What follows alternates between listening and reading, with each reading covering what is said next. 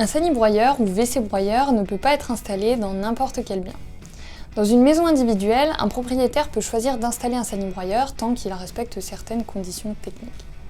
En revanche, dans un appartement situé dans un immeuble collectif, il n'est plus autorisé actuellement d'installer un tel dispositif dans les nouvelles constructions. Dans les appartements plus anciens, l'installation d'un sani-broyeur est possible, mais elle est soumise à certaines conditions.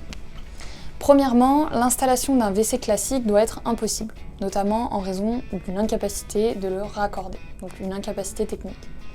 Deuxièmement, l'isolation doit être suffisante pour éviter les nuisances sonores aux copropriétaires. Troisièmement, le système technique doit être efficace et répondre à certaines exigences.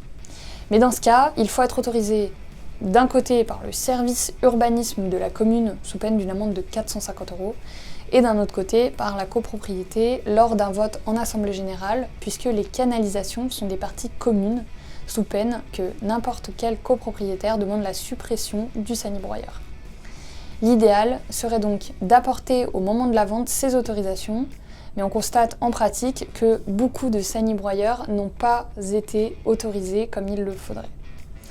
L'information à l'acquéreur sur ce point reste en tout cas nécessaire avec une clause dans le compromis.